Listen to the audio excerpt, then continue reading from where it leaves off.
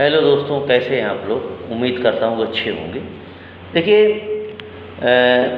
कभी भी क्योंकि मंथ ये चल रहा है, इस समय डेमो का ही जुलाई अब आ जाएगी अगले मंथ से। तो अब जो नए टीचर हैं, जो अभी पहली बार जिन्होंने ग्रेजुएशन कंप्लीट करी है या इंटर पास करके या टीचर बनना चाहते हैं, तो अब उनका जो डेमो कैसे दें, यानी डेमो में कैसे अपने आप को प्रूफ करें कि वो अच्छे एक टीचर हैं। कभी कभी होता क्या है कि आपका दिन ख़राब होता है, आपके स्टार उस समय काम नहीं कर रहे होते हैं, अच्छा होते हुए भी आपका डेमो ख़राब हो जाता है। लेकिन कुछ बेसिक चीज़ें हैं जिनको हमें बहुत ध्यान रखना होगा। तो नंबर वन क्या है कि जब आप कभी भी डेमो देने जाएं, तो जैसे आप रूम में एंटर करते हैं, ठीक, तो जाहिर सी बात है कि वहाँ पे 40 से 50 बच्चे बैठे होंगे, 30 से 35 बच्चे बैठे होंगे, जैसी स्ट्रेंथ हो। तो सबसे पहले आपको बोर्ड वर्क करना होता है, ठीक है ना। बोर्ड वर्क, अच्छा, बोर्ड वर्क में भी हो सकता है कि पहले से उसमें कुछ लिखा हो, बोर्ड में कोई टीचर पढ़ा गया हो, तो आप लेफ़्ट हैंड साइड से यानी लेफ़्ट हैंड से आप इस तरीके से उसको रब करेंगे, ठीक। कभी भी राइट हैंड का यूज़ नहीं करेंगे रब करते समय, क्योंकि आप राइट हैंड यूज़ करेंगे तो सारी धूल आपके ऊपर आएगी चॉक की। तो आप लेफ़्ट हैंड से रब करेंगे। अच्छा, उसमें डेट है, आपका सब्जेक्ट क्या है, टॉपिक क्या है, सब टॉपिक क्या है, ये सारी चीज़ें आप पहले मेंशन कर देंगे। मेंशन करने के बाद आपकी बॉडी लैंग्वेज कतई ये शो नहीं होना चाहिए कि आप फर्स्ट टाइमर हैं या पहली बार आ रहे हैं, ठीक। क्योंकि अब आप जब बोर्ड वर्क कर रहे हैं तो आपको थोड़ा सा समय मिल जाता है अपने आप को रिलैक्स करने का। इसके बाद आप ज़रूरी नहीं है कि एकदम से आप पढ़ाना शुरू कर दें, आप थोड़ी देर रिलैक्स हों, सेंटर पे खड़े हो जाएं, पोडियम में खड़े हो जाएं, जैसा जो भी क्लास का सिस्टम रहा हो।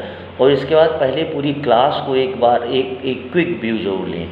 एक क्विक व्यू लेना ज़रूरी होता है कि आपको पता चल जाता है कि हमें कितनी रेंज तक अपनी वॉइस यूज़ करनी है, कहाँ तक बच्चा आखिरी बैठा है, ठीक है ना। अच्छा, आपने एक व्यू ले लिया, आपको पता चल गया कि आपको कितने लाउड वॉइस में पढ़ाना है। अब इसके बाद सेकेंडरी चीज़ आती है कि साहब हम पढ़ाएँ क्या। अब यहाँ पे दो तरीके से डेमो की स्टार्टिंग होती है। एक क्या होता है कि एक टीचर आता है, और अगर आप एक्सपीरियंस टीचर हैं तो जाहिर सी बात है कि आप बोलेंगे भाई कहाँ से पढ़ाना है, क्या पढ़ाना है, स्टार्ट करें। रैंडमली आप कुछ भी पढ़ा सकते हैं। लेकिन अगर आप एक फ्रेशर हैं, एक न्यू कमर हैं, तो ज़रूरी है कि आप ये ज़रूर पूछ लें कि पिछला टीचर कहाँ से छोड़ के गया है, ठीक है ना। तो अब कुछ स्कूलों में दो चॉइस होती है। एक तो कुछ टीचर या स्कूल ये आपके लिए लिबर्टी दे देता है, कह देता है कि आपको जहाँ से पढ़ाना हो आप जैसे आप पढ़ाइए। एक तो ये चॉइस हो गई। दूसरी चॉइस हो जाती है आपके ऊपर आ जाती है, ठीक। अगर ये पहली चॉइस आपके ऊपर आ गई तो आप कहीं से भी पढ़ा सकते हैं। लेकिन अच्छा ये माना जाएगा कि आप पहले बच्चों से कंसेंट कर लें कि हमें कहाँ से पढ़ाना है, क्योंकि आप अगर खुद से पढ़ाओगे तो कहीं ना कहीं बच्चों को या मैनेजमेंट को ये लगता है कि ये एक ही चैप्टर पढ़ के आए और एक चैप्टर ये आके उन्होंने तुरंत पढ़ाना शुरू कर दिया। तो अच्छा रहेगा अगर आप बच्चों से पूछ लें। अच्छा, अब बच्चों ने बता दिया कि भाई एक्सरसाइज 1.1 से 1.1 का क्वेश्चन नंबर 5 तक सर हमारे करा के गए थे, सर 6 से आपको कराना है। तो अब यहाँ पे दो अप्रोच बनती हैं। ज़रूरी नहीं कि आप क्वेश्चन नंबर 6 से स्टार्ट कर दें। आप 1.1 का जो बेसिक है पहले वो बच्चे को समझाएं। हाँ, ज़रूरी आप पहले उसको समझाते हुए फिर क्वेश्चन नंबर 6 में आइए, है ना। अगर आपने क्वेश्चन नंबर 6 स्किप कर दिया तो बच्चों को लग सकता है कि शायद टीचर को यहाँ पे चीज़ें नहीं आ रही थी, इसलिए उन्होंने स्किप कर दिया। तो चैप्टर को आप पूरा थॉरोली बच्चों को पढ़ाएं। 1.5 तक के क्वेश्चन बच्चे, मतलब सपोज करो 5 क्वेश्चन उसने कर लिया है, फिर आप लास्ट में 6 क्वेश्चन पे आके उसको समझा सकते हैं।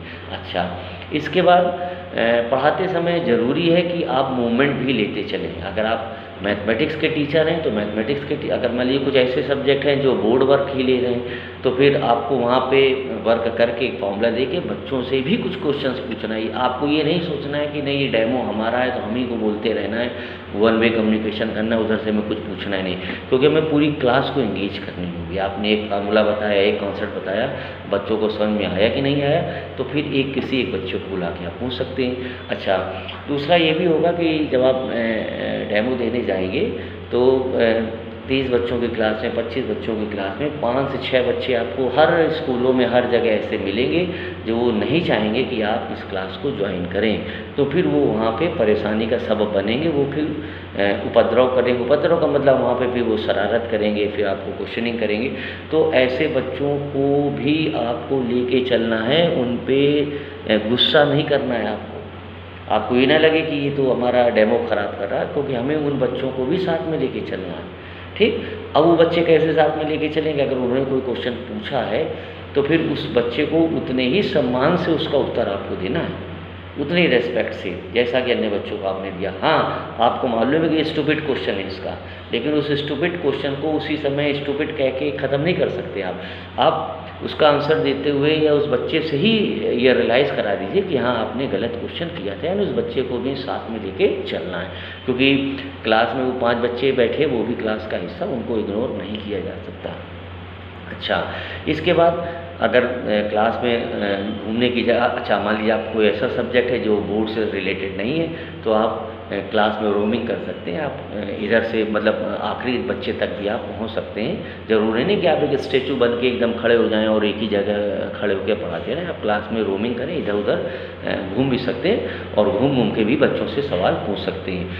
अच्छा, आपकी बॉडी लैंग्वेज बहुत ज़रूरी है कि ना बहुत स्ट्रिक्ट की समझ में आए, ना बहुत लीनिएंट समझ में आए ना। कभी कभी क्या होता है कि एक क्लास ऐसी चलती कि वन वे केवल टीचर पढ़ा रहा, बच्चों की तरफ से कोई जवाब नहीं आ रहा, टीचर सोचता कि हमने बहुत अच्छी क्लास पढ़ा दी, है ना। ठीक, तो वो फिर वो वन वे कम्युनिकेशन हो गया, फिर हम उसको क्लास नहीं कहेंगे, वो तो एक तरीके से एक तरफ से ही पढ़ाई हो रही है। लेकिन दूसरी तरफ हम ये भी मान के चल रहे हैं कि बच्चों का और टीचर का इंटरेक्शन हो, लेकिन आर्ग्यूमेंट ना हो, उसमें बहस ना हो, हेल्दी इन्वायरमेंट के साथ में क्वेश्चन आंसर पूछे जा रहे हो। अच्छा, इसके बाद ज़रूरी है कि फीडबैक बहुत ज़रूरी है। फीडबैक तो देखो मैनेजमेंट बच्चों से लेगा ही, लेकिन ये आपका भी फ़र्ज़ बनता है, क्योंकि पता नहीं आपको कल बुलाया जाए ना बुलाया जाए, तो आप सेम डे में ही फीडबैक भी बच्चों से ले सकते हैं। फीडबैक का मतलब होता क्या है कि बच्चे ज़्यादातर बच्चे आपके सामने, अगर आपने अच्छा पढ़ाया होगा तो बहुत अच्छी बात है, तो आपकी तारीफ़ कर देंगे, लेकिन अगर आपने ख़राब पढ़ाया होगा तो फिर उस समय वहाँ वो अवॉइड करने की कोशिश करते हैं, फिर आपको एक्चुअल फीडबैक नहीं बताते। लेकिन ये आपकी जिम्मेदारी कि फीडबैक एक्चुअल में कैसे लेना है, ये भी एक टीचर की एक बहुत बड़ी कला होती है। तो इसके लिए मैं एक एग्जांपल दे रहा हूँ, जैसे अपने आप को ही बता रहा हूँ। मैं थोड़ी देर के लिए एक नया मतलब एक डेमो टीचर बन जाता हूँ। मैंने पूरी क्लास पढ़ाई, अब पूरी क्लास पढ़ाने के बाद मैं आपसे रूबरू हो रहा हूँ, मैं आपसे क्वेश्चन कर रहा हूँ, मैं आपसे पूछूंगा कि मेरा फीडबैक। अच्छा, चलिए शुरू करते हैं। तो बेटा आज हम लोगों ने आज एक्सरसाइज 1.1 लगाई, ये कॉन्सेप्ट पढ़ा। अच्छा, ईमानदारी से बताओ बेटा कि हमारी टीचिंग में तुमको कहीं कोई ड्रॉबैक्स नज़र आए?